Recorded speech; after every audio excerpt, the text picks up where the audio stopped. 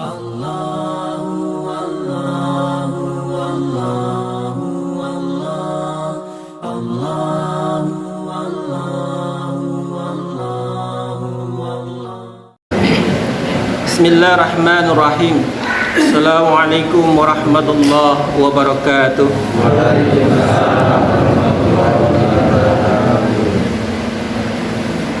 Innal hamdalillah nahmaduhu wa nasta'inuhu wa nastaghfiruh wa na'udzu billahi min shururi anfusina wa min sayyiati a'malina. Man yahdillahu fala mudilla lahu wa may yudlilhu fala hadiya lahu. Ashhadu an la ilaha illallah wahdahu la syarika lahu wa ashhadu anna Muhammadan abduhu wa rasuluhu la nabiyya ba'dah. Allahumma shalli ala Muhammad wa ala ali Muhammad. Amma ba'd, fa ya ayyuhan nas ittaqullaha mastata'tum wasma'u wa ati'u la'allakum turhamun. Segenap muslimin, Bapak Ibu yang dirahmati oleh Allah Subhanahu wa taala, alhamdulillah pada petang malam hari ini kita semua diizinkan oleh Allah taala untuk bisa bermuajah bersama dalam rangka untuk tolabul ilmi tafaqquh fiddin, untuk memahami perkara agama dinullah al-Islam. Dan Rasulullah sallallahu alaihi wasallam menyabdakan, may yuriddillaha khairan yufaqihu fiddin. Barang siapa seorang itu dikehendaki oleh Allah Ta'ala untuk mendapatkan satu kebaikan, maka dia akan difahamkan tentang perkara agama. Maka fa insyaallah tatkala kita hadir di majelis-majelis ilmu, kita dapat ilmu dari dinullah al-Islam, kemudian kita amalkan, maka itu pertanda kita mendapatkan kebaikan dari Allah Ta'ala. Maka Yohanes, di dalam menjalani kehidupan ini untuk beribadah kepada Allah, maka seluruh aktivitas kita hendaklah kita kembalikan kepada aturan Allah, aturan Rasulullah sallallahu alaihi wasallam. Maka tatkala kita jalani kehidupan kita sesuai dengan sunnah, maka kita akan mendapatkan faedah kebaikan, dan itu semua diganjar oleh Allah Ta'ala bernilai ibadah. Mafhum mukhalafahnya, pemahaman kebalikannya, tatkala kita beramal tidak sesuai dengan sunnah, maka itu akan memadharati diri kita dan itu bernilai dosa. Amal itu nanti ditolak oleh Allah Ta'ala. Makanya siap perhatikan amal kita sehari-hari dalam perkara minum. Insyaallah petang hari ini kita akan bahas tentang adab minum sesuai sunnah. Bagaimana minum kita yang kita jalani setiap hari itu bernilai ibadah, mendatangkan faedah kebaikan untuk diri kita. Begitu juga tatkala kita minum yang tidak sesuai sunnah, maka itu akan mendatangkan madharat untuk diri kita, bahkan itu nanti bernilai dosa. Maka Yohanes, yang pertama Allah Subhanahu wa taala menekankan di dalam surah Al-Baqarah, surah yang kedua dalam urutan mushaf Utsmani, ayat yang ke-168, Allah taala kalamkan, a'udzu billahi minasyaitonir rajim. Ya ayyuhan nasu kulu mimma fil ardi halalan thayyiban wa la tattabi'u khutuwati syaitan innahu lakum aduwwum mubin. Ya ayyuhan nasu, wahai sekalian manusia, kulu, makanlah oleh kalian, mimma, dari apa-apa yang fil ardi, di muka bumi ini, halalan thayyiba, dari barang yang halal dan yang thayyib. Wala tattabi'u, dan janganlah hendak mengikuti kalian itu khutuwati syaitan, langkah-langkah syaitan. Innahu, sesungguhnya dia syaitan itu, lakum, buat kalian, aduwwum mubinun, musuh yang nyata. Di dalam surah Al-Baqarah ini Allah perintahkan atas diri kita untuk makan, untuk minum dari barang yang halal halal dan dari barang yang thayyib. Maka cara minum kita yang pertama, apa yang kita minum itu harus 100% halal. Halal dari mana? Halal dari dua arah. Yang pertama halal dari zatnya, dan yang kedua halal dari cara memperolehnya. Pastikan 100%, jangan sampai ada 1% bari yang haram itu masuk ke tubuh kita. Karena walaupun cuma 1% minuman itu haram, daging yang tumbuh dari barang yang haram itu pantasnya di neraka. Dan bahkan nanti kalau kita makan barang yang haram, daging kita, tubuh kita akan kena sakit. Maka pastikan apa yang kita minum itu 100% halal, halal dari zatnya dan halal dari cara memperolehnya. Kemudian pilih minuman yang thayyib, yang baik. Yang baik ringkasnya yang bisa diterima oleh tubuh kita, yang bisa diterima oleh lambung kita. Masing-masing di antara kita tentang standarisasi thayyib berbeda-beda. Contoh, orang yang berpotensi diabetes, maka kalau dia minum teh manis sehari 7 gelas, tentu itu tidak thayyib. Bagi yang sehat tidak ada masalah. Yang dia berpotensi kolesterol tinggi, maka tatkala dia makan minum-minuman yang berkolesterol, maka itu tidak thayyib untuk dirinya. Bagi yang tidak punya potensi kolesterol tidak mengapa. Tadi ringkasnya, kalau thayyib standarisasi menurut kemampuan keadaan masing-masing pribadi, tidak bisa digeneralisir.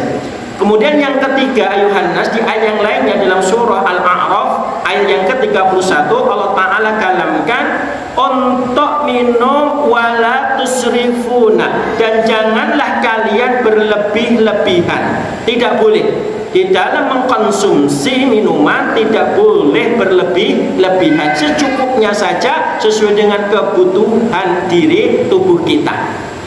Baik ayuhan nas, terus lantas bagaimana biar minum kita ini sesuai dengan sunnah, mendatangkan faedah kebaikan, bernilai ganjaran? Yang pertama, niatkan minum kita itu lillah, karena Allah Ta'ala semata. Luruskan niat tatkala minum. Niat yang lurus berpahala adalah untuk menguatkan badan kita guna mentaati Allah, untuk beribadah kepada Allah Ta'ala.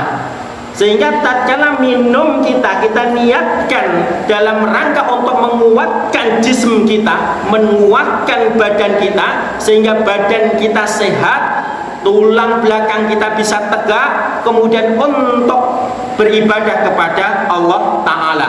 Maka minum yang niatnya lurus itu dinilai ibadah di hadapan Allah Ta'ala. Tetapi sebaliknya, kalau minum itu niatannya hanya untuk keplek ilat mujoroso, namun gimblendenge weteng ngebai jumlah, tidak dinilai ibadah oleh Allah Ta'ala. Apalagi hanya untuk kuliner, niatnya kuliner, dia datangi itu resto, dia datangi itu kafe hanya untuk niat kuliner, maka itu tidak mendatangkan ganjaran. Bahkan cenderungannya amal itu nanti tabdir, mubadir, ya. Maka yang pertama, luruskan niat minum untuk menguatkan badan kita guna mentaati Allah, untuk beribadah kepada Allah Ta'ala. Dalil secara umum, innamal a'malu binniyatin, sesungguhnya tiadalah seluruh amal itu tergantung pada niatnya. Dan niat, ulama menjelaskan, punya porsi separuh nilai dari amal. Maka luruskan niat yang baik tatkala kita minum. Baik, yang kedua, sebelum minum hendaklah membaca tasmiyah. Bacaan tasmiyah adalah bismillah. Di dalam hadis yang sahih, tatkala kita minum dan juga yang makan, maka kul bismillah.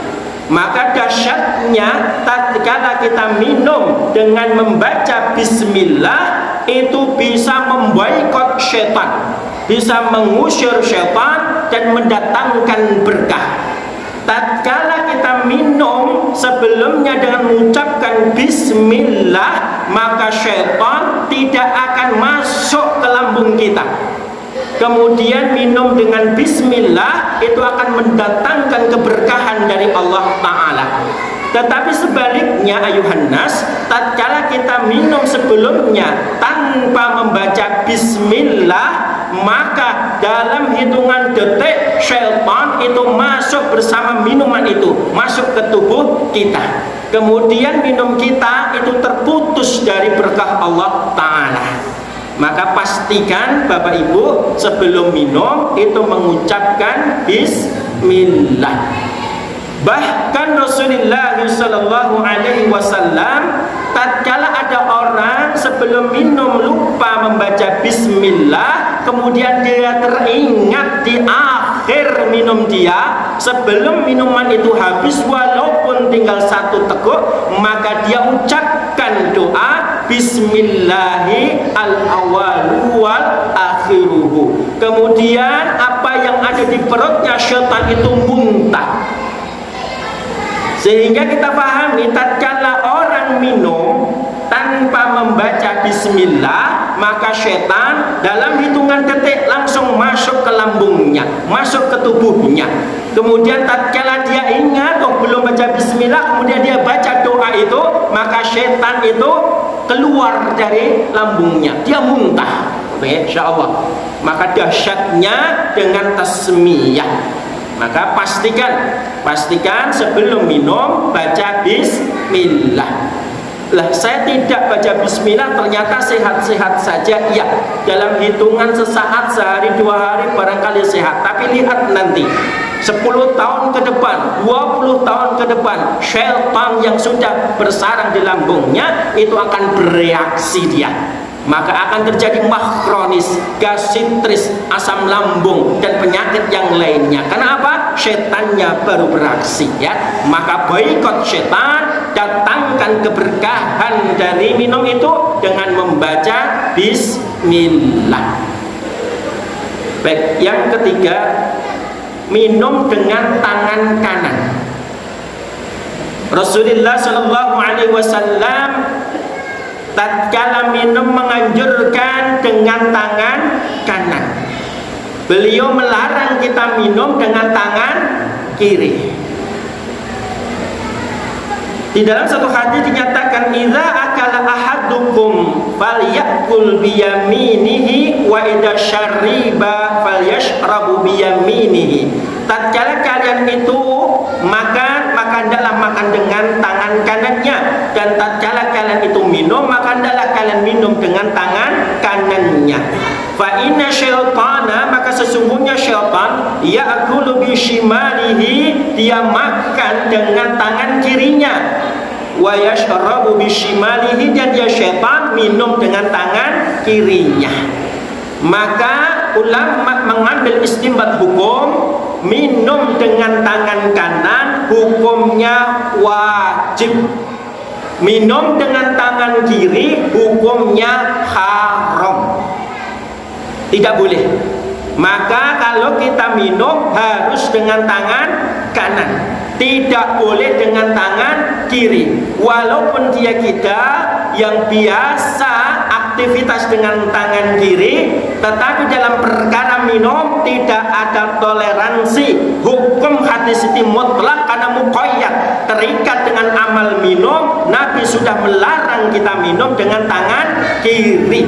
Maka tatkala kita minum wajib dengan tangan kanan. Adapun kalau menulis dengan tangan kiri boleh, tidak ada dalil yang muqayyad. Tatkala dia menyapu dengan tangan kiri tidak ada dalil yang muqayyad. Tatkala dia pingpong badminton dengan tangan kiri tidak ada dalil yang muqayyad, boleh-boleh saja. Tetapi untuk urusan minum sudah ada dalil yang qat'i, maka minum dengan tangan kiri hukumnya haram. Maka jangan pernah minum dengan tangan kiri, karena syaitan kalau minum dengan tangan kiri. Maka pastikan Bapak Ibu, tatkala kita minum ucapkan bismillah, tatkala kita minum harus dengan tangan kanan.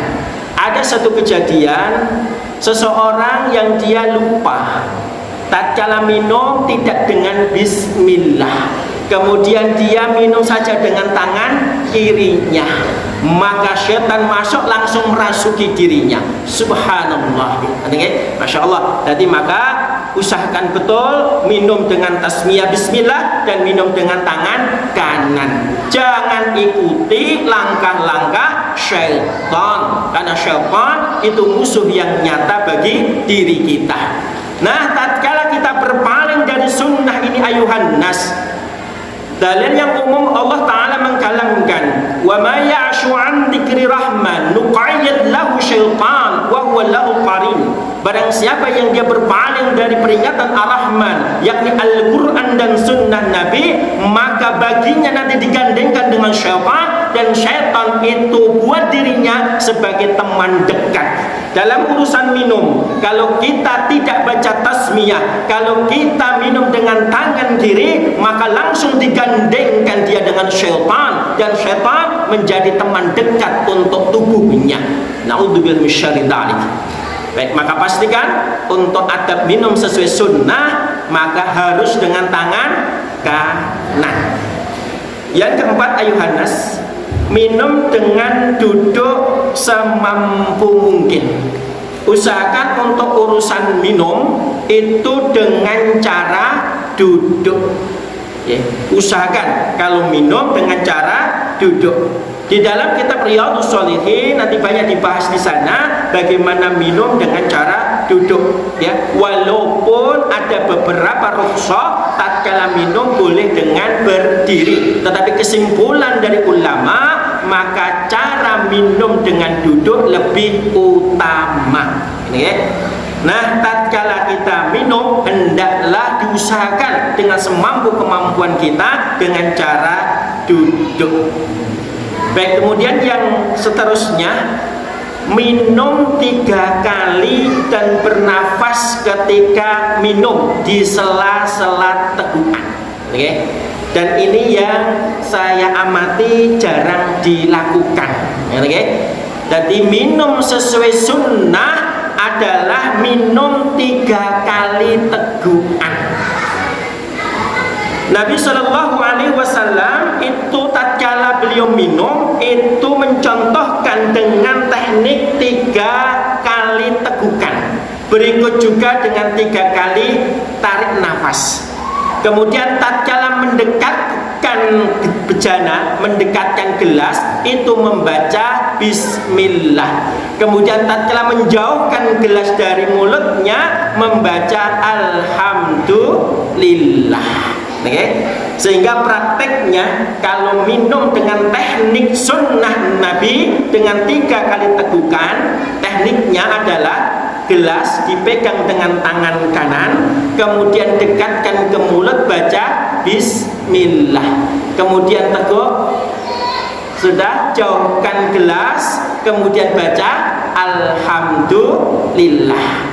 Sambil nafas, kemudian dekatkan lagi gelasnya ke mulut, baca bismillah, teguk, kemudian jauhkan gelas dari mulut, baca alhamdulillah, kemudian dekatkan lagi ke mulut, baca bismillah, diteguk, kemudian jauhkan gelas dari mulut, membaca alhamdulillah. Itulah cara minum sesuai sunnah. Tidak boleh kita minum dengan sekali nafas, dengan sekali tegukan. Nek yang Jawi digelegek, boten ansah, tidak boleh. Ya, itu memadharati untuk tubuh kita. Faedahnya ayuhannas, tatkala kita minum dengan sunnah Nabi 3 kali tegukan, yang pertama tekniknya biar nyocoki sunnah Nabi, buka bibirnya sedikit saja. Persis praktis kalau panjenengan itu minum teh panas, ya, teh panas itu harus diseruput, buka bibirnya sedikit saja. Bismillah, diminum, ditekuk, ya. Jauhkan alhamdulillah. Sehingga ada penyesuaian antara suhu di rongga, di kerongkongan sama suhu luar. Okay? Kemudian minum lagi. Yang kedua, tehnya sama, bismillah, ditekuk, kemudian jauhkan gelas dari mulut, baca alhamdulillah. Berikut juga yang ketiga. Okay? Nah, tidak boleh ambil gelas kemudian ditekuk sekali tekuk. Gelegek, tidak boleh. Karena apa? Itu memandoroti diri kita. Yang pertama, akan ada kontras antara suhu tubuh yang ada di dalam dengan yang di luar. Yang kedua, angin udara itu akan ikut masuk. Sehingga kalau sekali gelegek dengan sekali nafas, maka lambungnya akan dipenuhi dengan angin. Sehingga praktis banyak yang kembung di lambungnya atau sering masuk angin, ya, karena cara minumnya yang tidak sesuai sunnah. Lantas kira-kira kau bernonton ini, insyaallah, suwen tak, baik, lagi selak kesesong di selak nopo, dan masya Allah kalau kita minum sesuai sunnah terasa lezatnya. Insya Allah, masya Allah, nanti bisa dipraktekkan bagaimana kita bisa menikmati minum itu dengan lezatnya sesuai sunnah dan berfaedah kebaikan. Baik, kemudian yang ke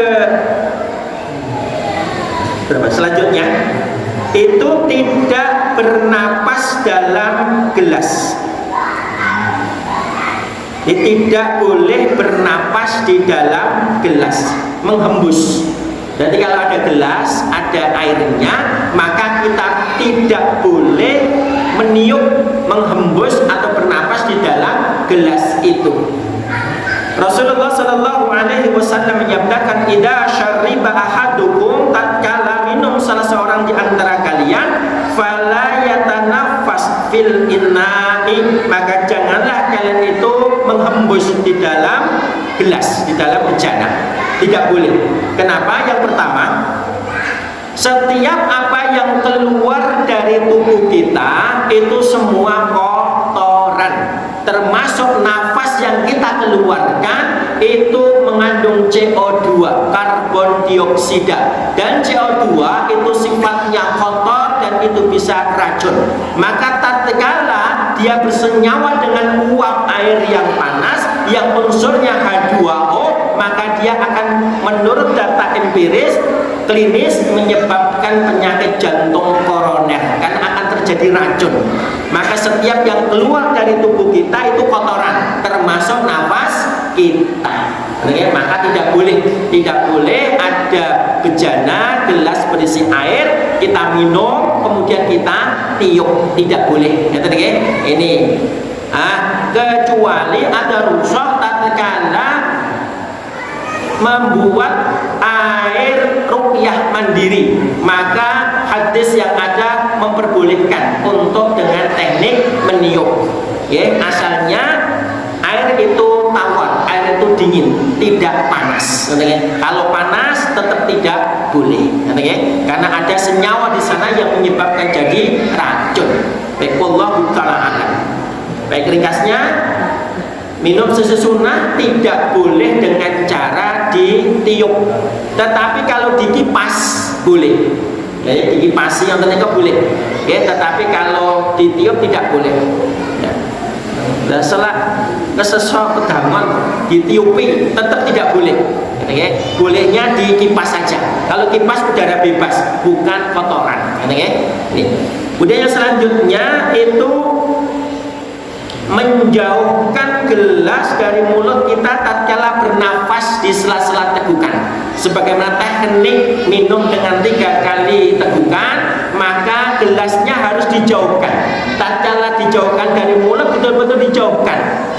Jangan sampai tatkala mengucapkan alhamdulillah, ini ada udara yang keluar dari mulut, ini masuk ke gelas kita, itu nanti pun juga jadi kotoran.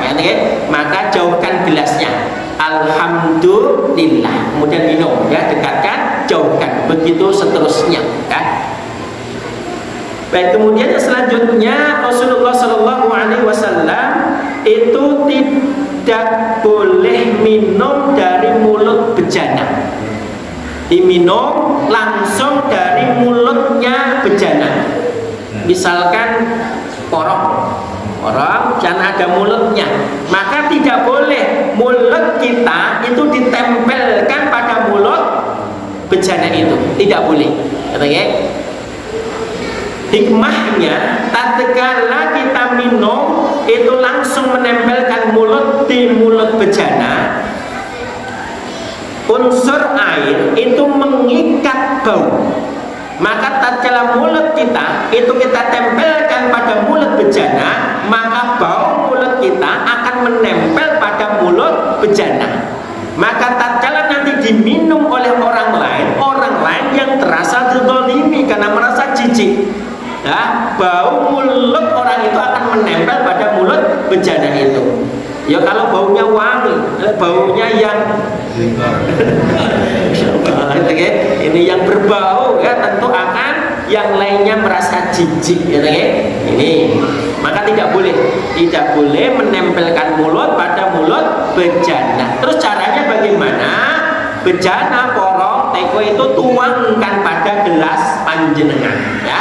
Baru gelas itu untuk minum secara pribadi, sehingga bejana wadah itu steril, bisa digunakan oleh saudara kita yang lainnya tanpa merasa jijik, tanpa merasa dizalimi. Kemudian yang selanjutnya faedahnya, kalau langsung minum pada bejana tanpa dituang pada gelas, kita tidak tahu barangkali di dalam bejana itu terdapat serangga. Apalagi posisinya tertutup. Kalau ada hewan serangga yang dia masuk dalam bejana itu, kemudian kita langsung minum dari mulutnya, kemudian pun caranya tidak sesuai sunnah, langsung digelegak, sangat memungkinkan serangga itu langsung masuk ke tenggorokannya dan itu berbahaya. Maka hindari cara-cara minum yang tidak sesuai sunnah, gitu ya. Ini maka kalau ada bencana, tuang dulu di dalam gelas panjenengan, baru secara pribadi minum gelasnya masing-masing, ya. Itu yang cara minum sesuai sunnah. Kemudian yang selanjutnya adalah kita minum janganlah berlebihan, ya, secukupnya saja, jangan sampai berlebihan, ya, hingga sampai napa niki lambungnya niki kebek, jangan, cukup pakai mawon, gitu ya. Ingat Bapak Ibu, tatkala kita buka puasa, gitu ya, sudah sebelum buka kan ya pun Masya Allah semua diingini, semua sudah disiapkan, gitu ya. Maka tatkala itu minum berlebihan pun makan juga berlebihan, maka tatkala lambung itu penuh, yang Jawi kemelekeren, gitu. Nah ini kan berat untuk ibadah, rasanya malas, untuk sholat juga aras-arasan, ya. Maka minum secukupnya sesuai dengan kebutuhan saja, gitu kan? Ini Masya Allah, ini yang diajarkan oleh Nabi, ya. Kemudian selanjutnya tatkala kita selesai minum, maka hendaklah memuji Allah Ta'ala. Kita puji Allah Ta'ala. Di dalam hadis Rasulullah Sallallahu Alaihi Wasallam menyatakan satu bentuk syukur beliau kepada Allah Ta'ala. Alhamdulillahilladzi at'amani hadha ta'am wa razaqani min ghairi hauli minni wala quwwati. Ini bentuk syukurnya Nabi tatkala Allah berikan rezeki kepada beliau. Pun juga dengan kita Yohanes, tatkala kita minum, dan itu pun adalah rezeki dari Allah Ta'ala. Tatkala kita selesai minum, hendaklah memuji Allah Ta'ala, paling tidak dengan ucapan Alhamdulillah, okay? Baik, kemudian yang seterusnya Yohanes, sunnah Nabi di dalam mengedarkan gelas tatkala minum jamuan bersama itu adalah menganankan, ya. Tatkala kita mengedarkan gelas itu ke kanan dulu, karena Nabi menyabdakan al-aimana fal aimana, yang kanan itu yang lebih berhak, ya. Maka tatkala mengedarkan gelas, urutannya itu adalah yang diberi kemudian kanan yang diberi, oke? Bukan kanannya orang yang ngedarkan itu tadi. Misalnya ada sinom, oke? Dan nyinom. Nah, yang cara sunnah mengedarkan gelas itu adalah ke kanannya. Kanan berikut seterusnya. Jangan kebalik ke kiri, tidak boleh. Oke. Ini satu sunnah yang luar biasa. Yang kanan itu lebih berhak, sehingga yang sebelah kiri ini tatkala dia mengambil haknya orang lain belum halal atas dirinya, tatkala itu belum jadi kehalalan untuk dirinya, kemudian dia minum, maka tidak halal untuk dirinya. Masya Allah, ini Nabi mengajarkan keberkahan tatkala jamuan minum secara bersama, minum jama'i. Nah, maka yang kanan itu yang lebih berhak, maka berikan yang kanan dulu, berikut seterusnya kanan dan seterusnya. Masya Allah, itu keberkahannya luar biasa, ya. Ini. Nah, kecuali ayuhan nas, kalau hendak memberikan minum kepada sebelah kiri, itu harus izin dulu kepada yang sebelah kanan. Harus izin. Kalau tidak diizinkan, tidak boleh, tidak halal. Satu riwayat Rasulullah Shallallahu Alaihi Wasallam sedang duduk bersama sahabat, kemudian di kanannya dalam riwayat yang mengatakan Ibnu Abbas, ini masih kecil, ya. Kemudian di sebelah kirinya ada Sayyidina Abu Bakar, sampun sepuh. Nah, kemudian Nabi Muhammad Shallallahu Alaihi Wasallam ini hendak mau memberikan kepada Sayyidina Abu Bakar, mertuanya sahabat senior, sampun sepuh, berusaha untuk mengihrami, memuliakan. Nabi minta izin dulu kepada yang kecil, karena yang sebelah kanannya, walaupun ini Abu Abbas yang masih kecil, minta izin. Ini tak kasih Abu Bakar, ya. Apa kata Ibnu Abbas? Oh, jangan ya Nabi, tidak pernah akan aku berikan yang menjadi hakku setelah engkau ya Nabi. Masya Allah. Kenapa? Keberkahan kalau bisa langsung dekat kanannya Nabi. Ibnu Abbas walaupun masih kecil tidak memberikan itu. Masya Allah. Walaupun sebelah kirinya Sayyidina Abu Bakar, sampun sepuh, sahabat senior. Itulah kehebatan, kemuliaan, kecerdasannya Ibnu Abbas, mendapatkan keberkahan. Jadi kalau duduk sebelah kanan niku berkah. Masya Allah, kanan itu berkah. Nah, yang kiri yakin masih ada jatah rezeki, tetap kebagian. Masya Allah, tidak usah khawatir, ya. Jangan sampai merampas haknya orang lain, ya. Ini adab tatkala minum jama'i, ini harus sesuai dengan sunnah, ya. Maka ini tolong nanti difahamkan cara mengedarkan gelas minum sesuai dengan sunnah, biar jamuan itu berkah, ya. Jamuan itu betul-betul berfaedah, jamuan minum itu nanti berkah, ya, bernilai pahala di hadapan Allah Ta'ala. Baik, kemudian yang selanjutnya, hendaknya yang pemberi minum itu minum yang paling akhir. Pemberi minumnya, segampangannya ikan nyinom. Yang nyinom itu hendaklah minum yang paling akhir. Ampun malah di sini. Ya, dahulukan, muliakan orang lain, ya, ini karena dia apa? Punya tugas untuk mengkhidmat, untuk melayani dari jamaah, ya. Maka hendaklah pemberi minum itu minum yang paling akhir, ya. Jangan sampai malah pengunjung riyen sampun kemelkeren riyen nembe sisane dingin yang sanes, jangan, ya. Nabi Shallallahu Alaihi Wasallam menyabdakan, Inna saqi al-qawmi akhiruhum syurban. Sesungguhnya pemberi minum itu suatu kaum hendaklah mengakhirkan minumnya.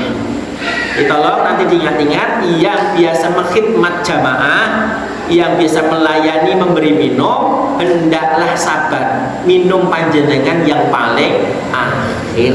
Okay? Itu masya Allah panjenengan berpahala, okay? Dengan menetapi sunnah. Baik, kemudian selanjutnya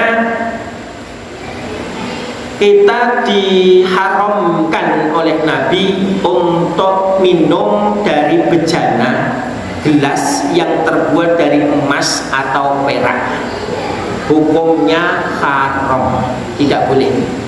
Rasul menyatakan man syariba fi ina'in min dahabin aw fiddatin, barang siapa yang minum di dalam bejana gelas yang terbuat dari emas atau perak, fa innama, maka sesungguhnya tiadalah yujarjiru, dia menuangkan fi batnihi, di perutnya, narun min jahannam, api dari jahannam.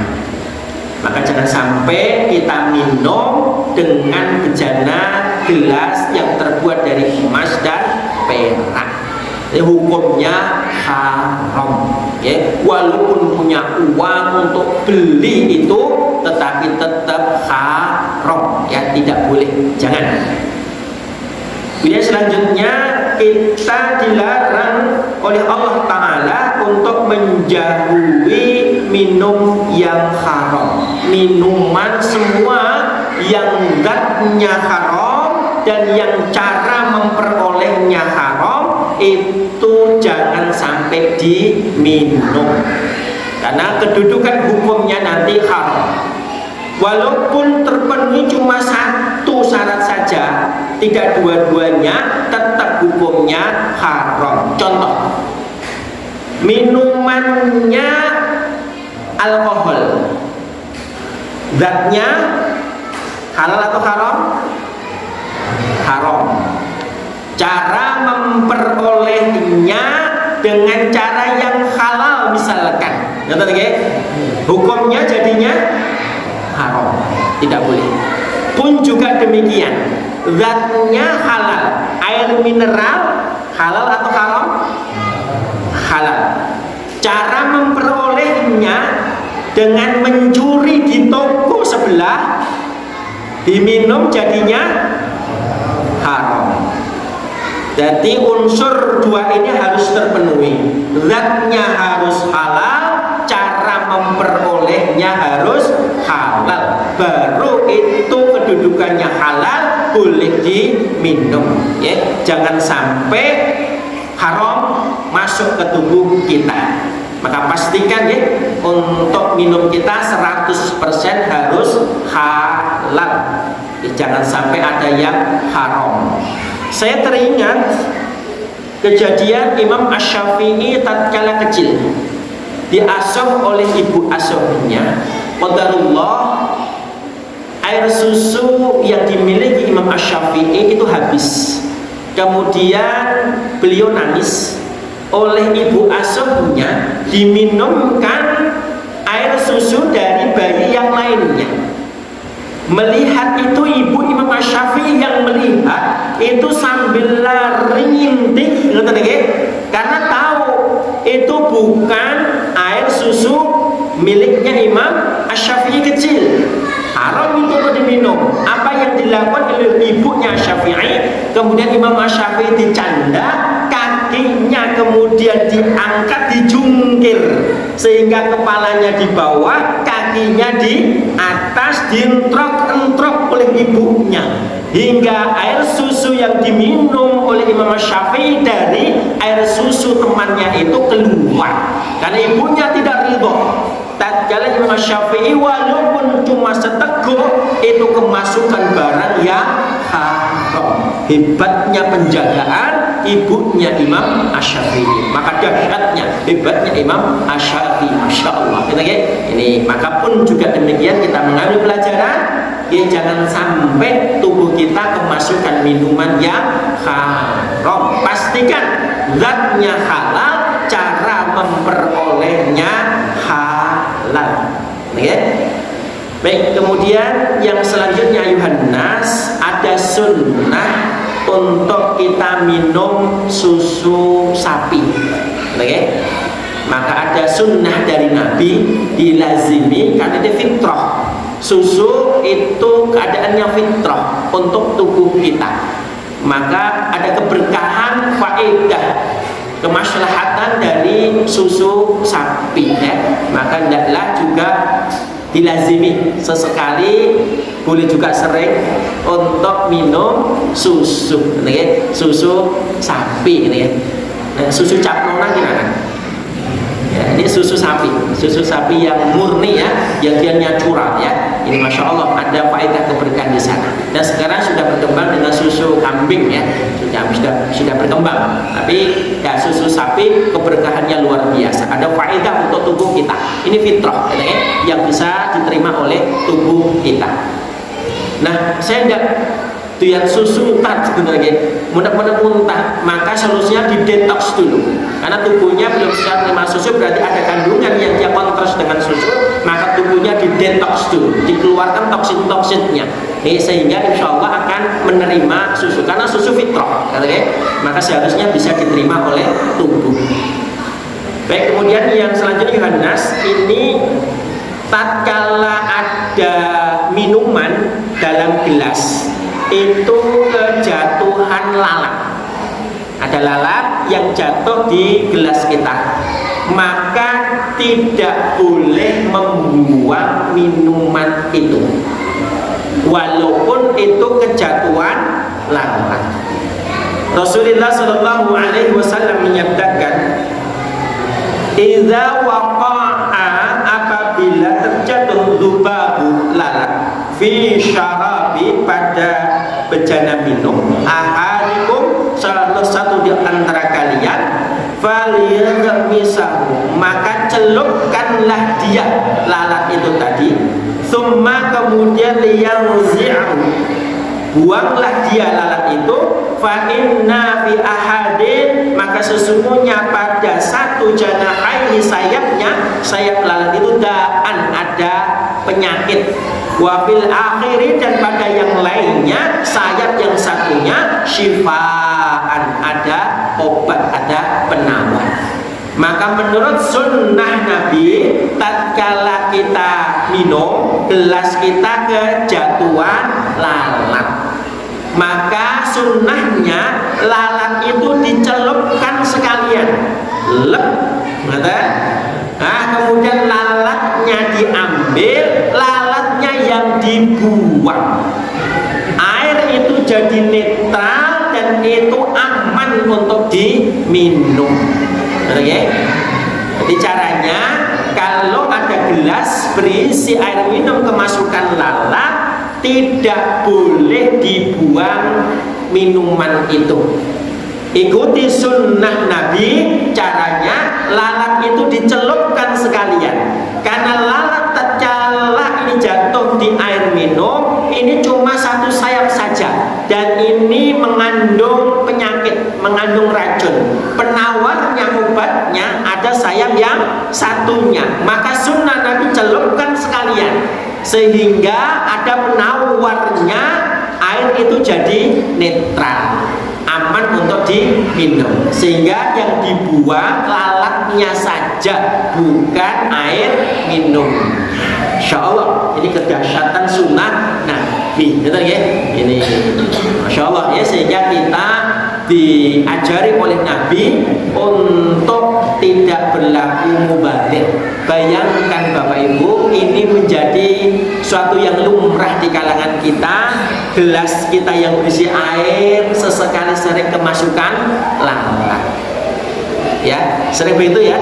Nah, maka ikuti sunnah, celupkan saja sekalian lalatnya, kemudian lalatnya diangkat, lalatnya yang dibuang.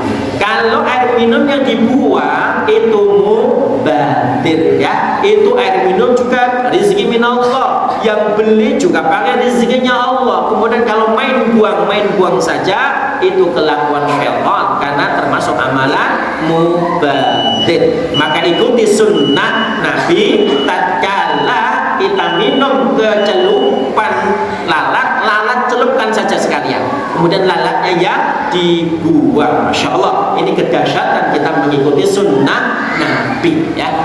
Kemudian yang selanjutnya ayuhan nas, kalau kita minum jama'i, jamuan minum makan bersama ya, maka hendaklah amir kelompoknya, amir kaum itu yang nanti berkewajiban membagi ya, amirnya ya.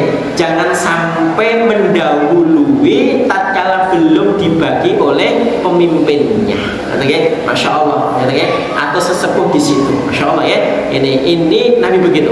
Dan sahabat tatkala safar bersama Nabi ini tidak berani minum atau makan sebelum Nabi yang membagi. Masya Allah, tidak boleh kemudian umat jamaah ya, di sini mendahului tatkala itu belum dibagi. Masya Allah ya, maka tatkala ada jamuan, amirnya nanti yang ngurusi itu ya, pemimpinnya, sesepuhnya yang membagi. Dan ini sering-sering kita lupakan ya, adab-adab minum secara jamaah. Masya Allah ya, ini ya. Maka nanti kalau biasa makan bersama, minum bersama atau buka bersama itu ya, maka ikutilah adab-adab minum sesuai dengan sunnah ya. Masya Allah ya, ini luar biasa. Baik, kemudian sebagai penutup sudah majelis saya, tatkala kita bermalam ada bejana yang berisi air, itu hendaklah kita tutup itu dengan bacaan bismillah. Bejana kita, gelas kita, wadah kita yang ada isinya air misalkan ya, maka tutuplah itu dengan ucapan bismillah. Maka tatkala qadarullah malam itu terjadi wabah atau ada kiriman sihir, maka dengan ucapan bismillah, maka insya Allah kita tidak akan terkena wabah penyakit. Insya Allah kita lindungi itu, Allah perlindungan kita itu dengan bismillah. Masya Allah, tugasnya tatkala kita bermalam ada wadah ya, itu kita tutup dengan bismillah, walaupun cuma dengan satu batang lidi, bukan tutup yang menutup wadah itu dengan rapat, tetapi dengan ucapan bismillah inilah dahsyatnya. Lah kan masih apa bisa nerobos Ustaz? Enggak bisa nerobos. Karena apa? Sudah diperlindungkan dengan asma Allah Ta'ala, dengan bismillah. Sebagaimana tatkala kita sholat itu harus rapat, harus lurus shofnya. Karena kalau sholat softnya ini renggang, maka setan akan bisa berobos ya di sela-sela soft itu ya. Nah, maka tatkala rapat, maka setan tidak bisa berdiri di sela-sela soft, walaupun kakinya kan mengangkat ya, tidak bisa diakalkan, nanti bisa berobos lewat selangkangan. Setannya tidak, karena dia diboikot setan itu dengan bismillah. Maka untuk ibu-ibu ya yang biasa ngurusi rumah tangga, untuk air minum atau bak air atau wadah sayur yang masih ada itu ya, itu kalau malam hendaklah ditutup dengan bismillah.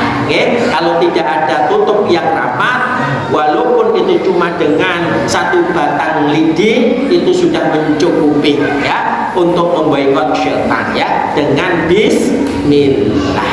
Insyaallah ini. Maka Yohanes, inilah yang saya sampaikan terkait daripada adab minum sesuai dengan sunnah.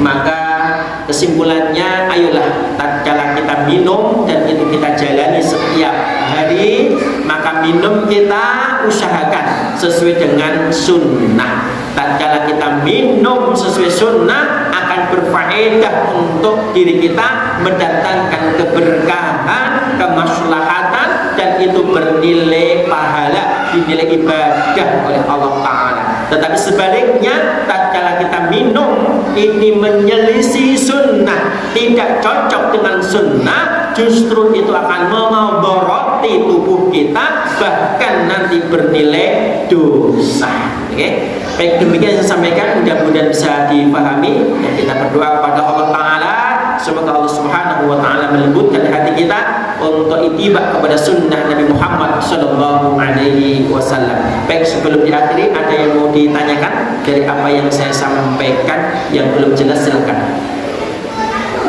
Dari bapak-bapak, sambut jelas ya. Dari ibu-ibu ada yang mau disampaikan? Baik, cakap ya. Baik, kita akhiri dengan doa. Dan doa saudara-saudara kita yang baru sakit, semoga segera dikasih kesembuhan oleh Allah Ta'ala, dan kita doa kebaikan diri kita, keluarga kita, dan jamaah kita. Bismillahirrahmanirrahim. Alhamdulillahirabbil alamin. Allahumma sholli ala Muhammad wa ala ali Muhammad ma'ahum bi rahmatika ya arhamar rahimin. Allahumma shfi mardana wa min jami'il muslimin. Allahumma shfi mardana wa min jami'il muslimin. Allahumma shfi mardana wa min jami'il muslimin. Allahumma rabbana adhibil ba'sa ishfi anta syafi la shifaan illa shifauka shifaan la yughadiru saqama. Allahumma ij'al mardahum kafarata sayyi'atahum. Allahumma ij'al mardahum kafarata sayyi'atahum. Allahumma ij'al mardahum kafarata sayyi'atahum. Rabbana hab lana min azwajina wa dhurriyyatina qurrata a'yun waj'alna lil muttaqina imama. Rabbana ighfir lana dhunubana wa israfana fi amrina wa thabbit aqdamana fansurna 'alal qaumil kafirin. Rabbana ighfir lana wa li ikhwanina alladhina sabaquna bil iman wa la taj'al fi qulubina ghillan lil ladzina amanu rabbana innaka ra'ufur rahim. Allahumma inna nas'aluka 'ilman nafi'an wa rizqan tayyiban wa 'amalan mutaqabbalan. Allahumma inna nas'aluka rizqan halalan, rizqan wasi'an, nafi'an, mubarakan fi. Wa sallallahu ala Muhammadin wa ala alihi. Alhamdulillahi rabbil alamin. Akhiru da'wana qul qouli hadza astaghfirullah li wa lakum. Assalamualaikum warahmatullahi wabarakatuh.